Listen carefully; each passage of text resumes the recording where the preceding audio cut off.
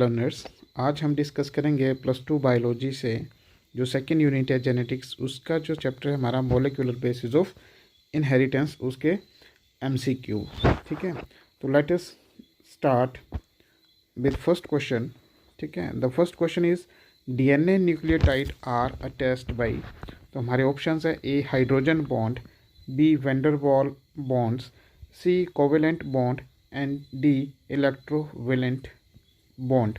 तो हमें बताना है कि जो डीएनए में जो न्यूक्लियोटाइड होते हैं वो किससे आपस में अटैच्ड होते हैं। तो इसका जो सही आंसर है that is hydrogen bond. Hydrogen bond option A is the right answer.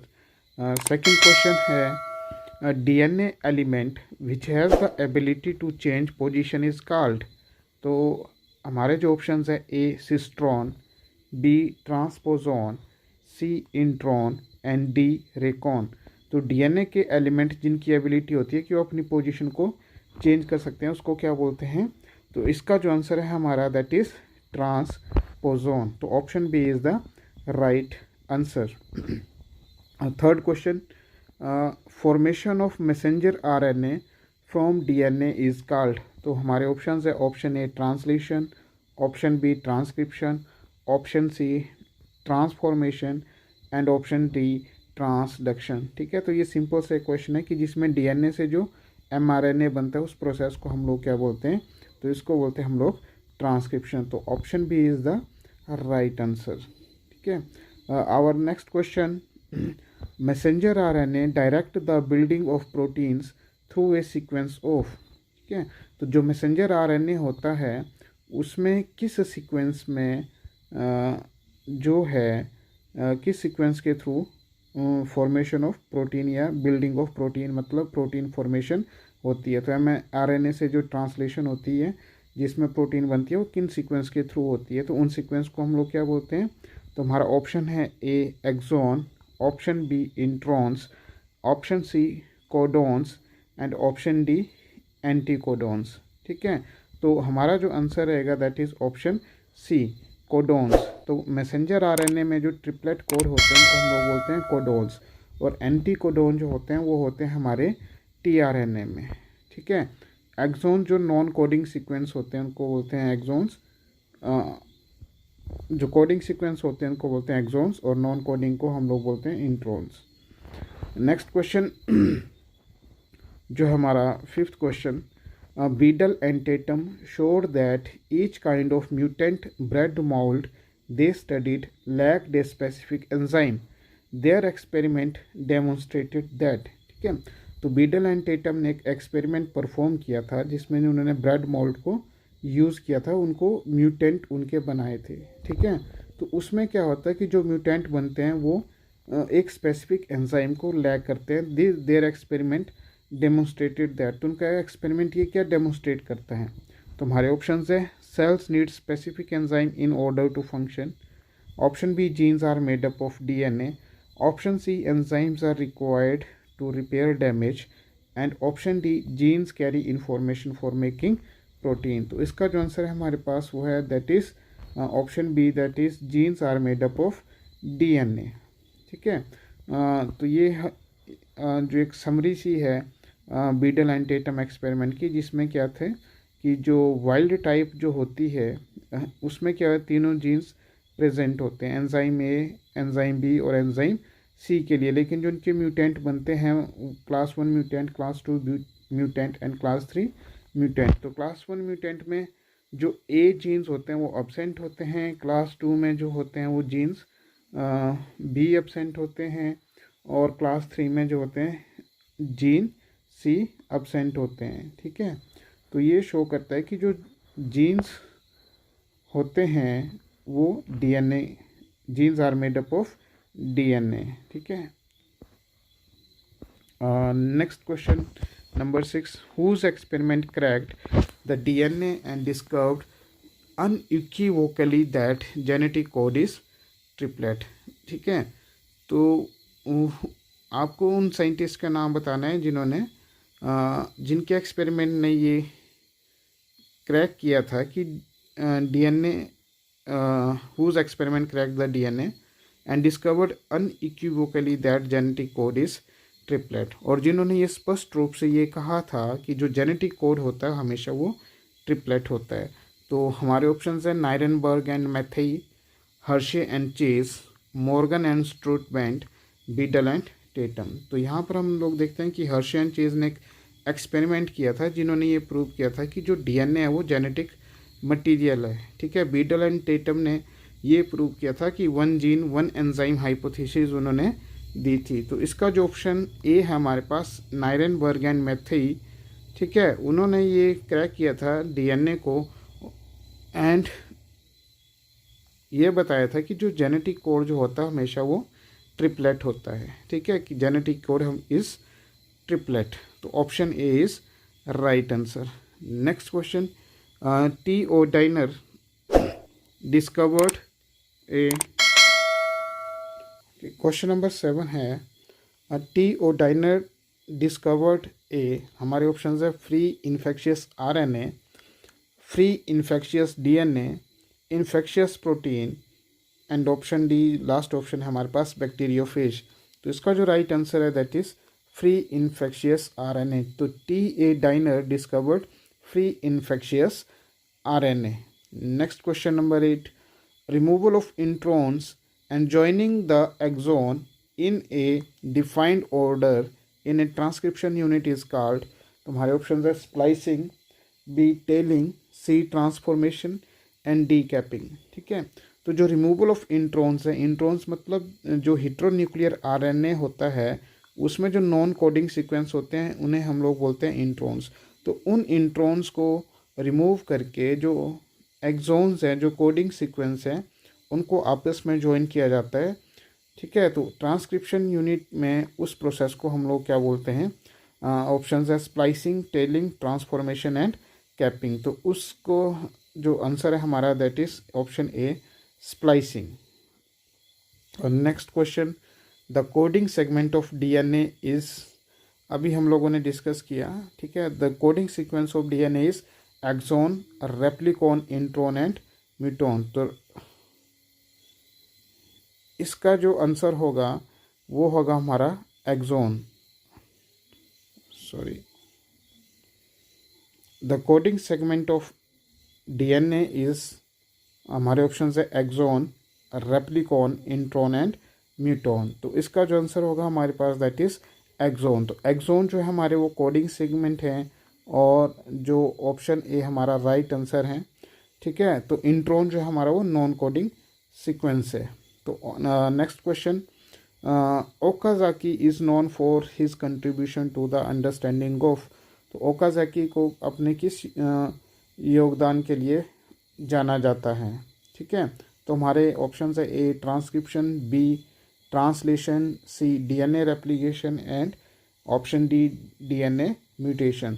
तो हमारा जो आंसर है ऑप्शन सी डीएनए रेप्लिकेशन। तो हमें पता है कि जो ओकाजाकी फ्रेगमेंट जो होते हैं वो डीएनए रेप्लिकेशन में बनते हैं। Next question, the beginning of understanding genetic transformation in bacteria was made by.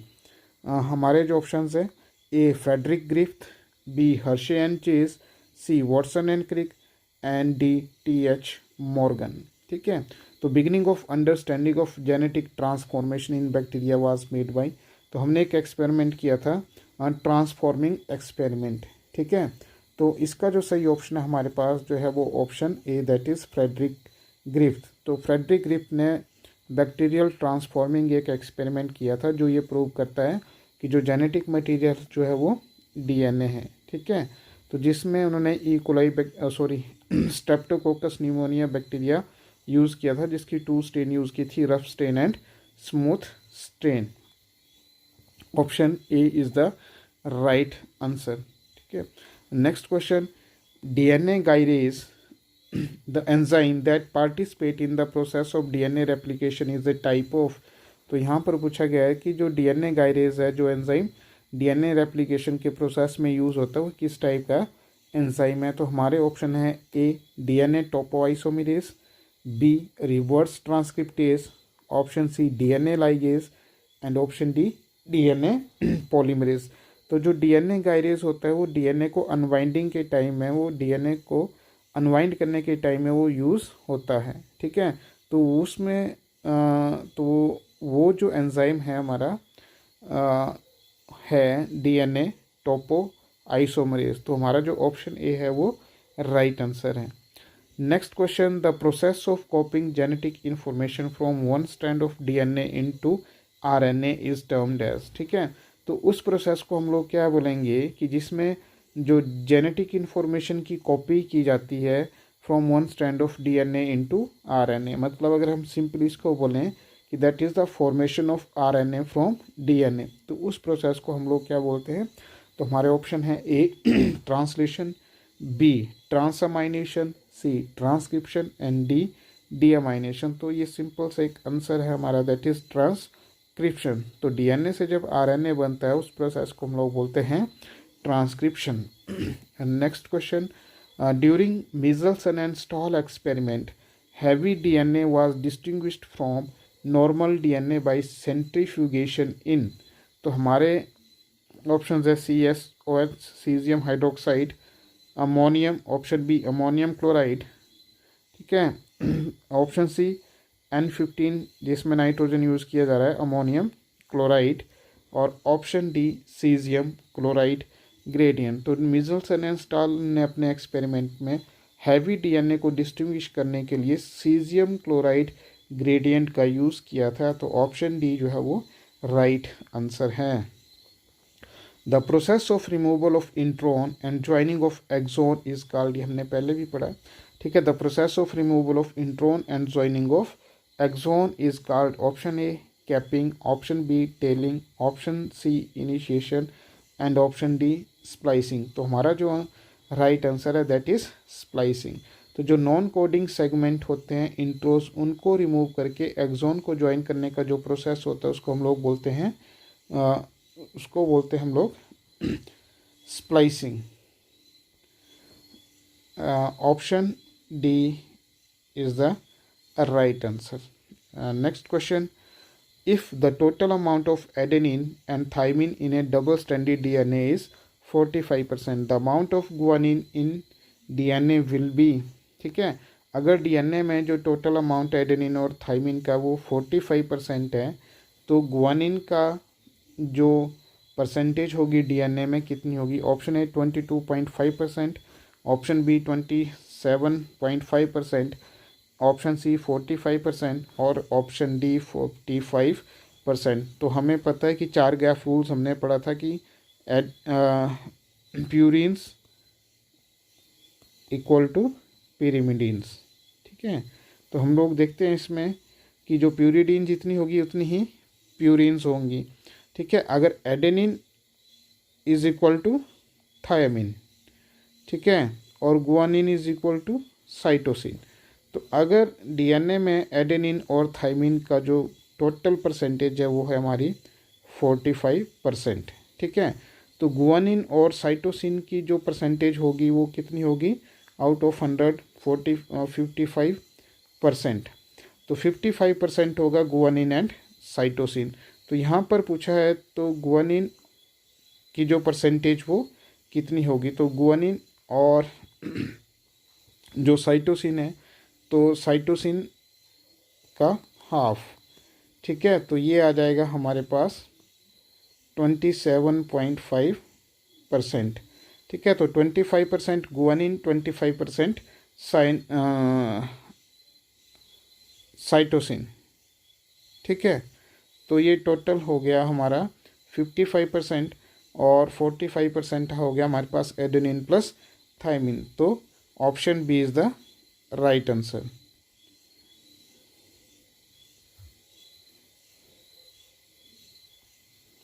Option B जो है हमारा वो राइट आंसर है। ठीक है, next question, RNA polymerase 2 is responsible for transcription of. तो हमारे ऑप्शंस हैं ribosomal RNA, B heteronuclear RNA, C tRNA and D snRNA. ठीक है, तो RNA polymerase 2 is responsible for the hnRNA, that is heteronuclear RNA.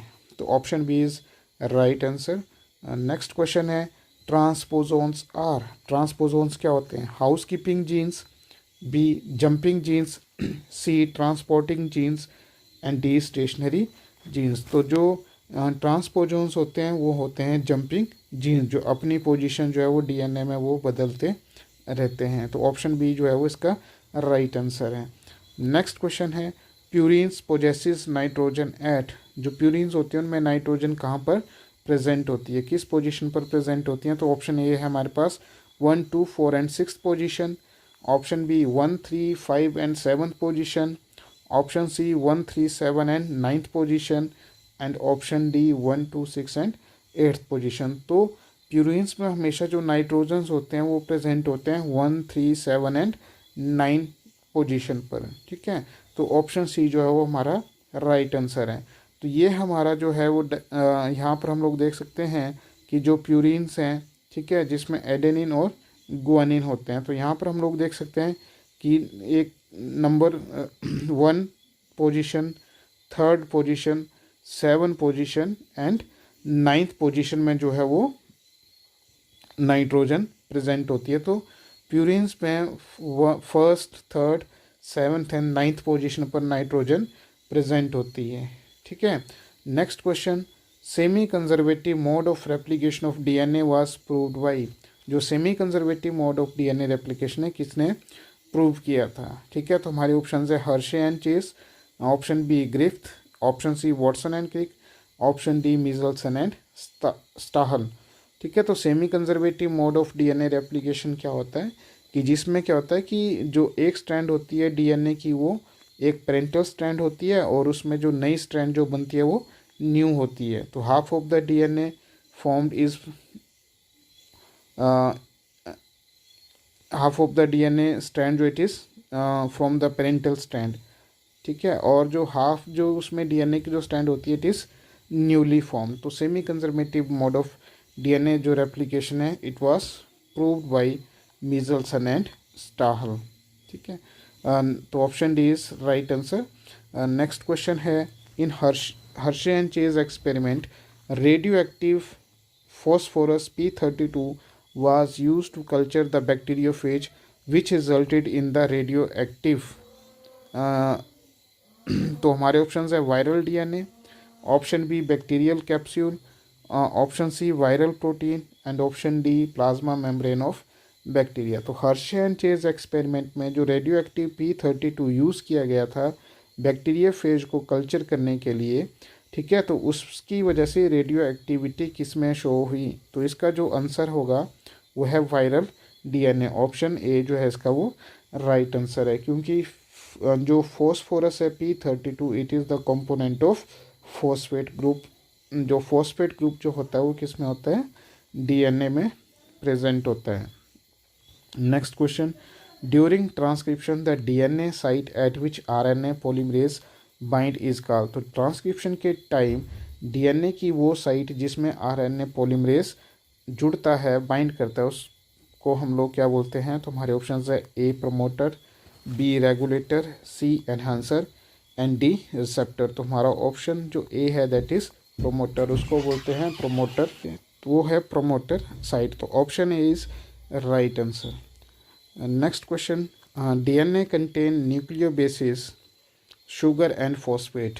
तो removal of which among these from a DNA sample will not significantly affect the length of DNA, ठीक है। तो हमें पता है कि जो डीएनए में क्या होते हैं न्यूक्लियोबेसिस, जिनको हम लोग नाइट्रोजन बेसिस बोलते हैं, शुगर्स होते हैं और फॉस्फेट्स होते हैं। तो ये एक चेन में जो है वो अपने आप को अरेंज करते हैं। तो इनमें से किसको हम लोग रिमूव करें कि जिससे जो डीएनए का जो सैंपल है उसकी जो लेंथ है वो अफेक्ट ना हो? तो हमारे ऑप्शंस है A nucleobases, B sugar, C phosphate and D none of the above. तो हमारा ऑप्शन जो है इसमें वो रहेगा न्यूक्लियोबेसिस, ठीक है। तो यहाँ पर हम लोग देख सकते हैं कि ये जो है हमारे न्यूक्लियोबेसिस हैं, ठीक है, नाइट्रोजनस बेसिस हैं। तो ये शुगर, ये फॉस्फेट है, ये शुगर है, ये डिऑक्सीराइबोज शुगर है, ये फॉस्फेट है और ये नाइट्रोजनस बेसिस है। तो अगर हम लोग क्या करते हैं कि फॉस्फेट या शुगर को रिमूव करते हैं, ठीक है, तो डीएनए की जो चेन है वो शॉर्ट हो जाएगी, ठीक है, उसकी लेंथ जो है डिक्रीज़ हो जाएगी। लेकिन अगर हम लोग इन न्यूक्लियो बेसिस को रिमूव करते हैं तो उससे डीएनए की लेंथ में कोई अफेक्ट नहीं होगा। तो जो न्यूक्लियो बेसिस है, ठीक है, न्यूक्लियो बेसिस मीन्स नाइट्रोजिनस, ठीक है, तो नाइट्रोजिनस बेसिस को जब हम लोग क्या करेंगे, रिमूव करेंगे, तो डीएनए की लेंथ में कोई चेंज नहीं आएगा, ठीक है। तो next question, which is not found in RNA. तो हमें बताना है कि आरएनए में कौन प्रेजेंट नहीं होता है, ठीक है। तो ये नाइट्रोजिनस बेसिस है, thymine, cytosine, guanine and uracil. तो इसका जो ऑप्शन है हमारे पास, option A, that is thymine, ठीक है। तो ए टी जी सी, ठीक है। Adenine and thymine, guanine and cytosine. Adenine जो है वो बॉन्ड बनाता है थाइमिन के साथ, ठीक है, डीएनए में, ठीक है। तो इट मीन्स कि थाइमिन जो प्रेजेंट होता है वो डीएनए में प्रेजेंट होता है, और वो जो ये आरएनए में एब्सेंट होगा, और थाइमिन की जगह यूरासिल आरएनए में प्रेजेंट होगा, ठीक है। तो थाइमिन जो है वो आरएनए में एब्सेंट होता है। नेक्स्ट क्वेश्चन जो है हमारा लास्ट क्वेश्चन इस सीरीज़ का, the enzyme that can join DNA fragments are. तो बताना है कि उस एंजाइम का नाम बताना है जो डीएनए फ्रेगमेंट को ज्वाइन करता है। तो हमारे ऑप्शन है, A exopeptidases, option B endonucleases, C topoisomerases and option D ligases, ठीक है। तो जो डीएनए सेगमेंट को या फ्रेगमेंट को आपस में ज्वाइन करता है वो है हमारा डीएनए लाइगेजेस। तो डीएनए लाइगेजेस का काम होता है डीएनए को ज्वाइन करना। एंडोन्यूक्लियस का काम होता है डीएनए को कट करना, ठीक है। टोपोआइसोमरेज का काम होता है डीएनए को अनबाइंड करना, ठीक है। तो ये थे हमारे मॉलिक्यूलर बेसिस ऑफ इनहेरिटेंस से 25 MCQs जो हमने आज डिस्कस किए हैं, ठीक है। नेक्स्ट जो इस सीरीज़ के आगे नेक्स्ट जो 25 क्वेश्चन है हम नेक्स्ट लेक्चर में डिस्कस करेंगे। तब तक के लिए take care and bye. Okay, thanks for watching.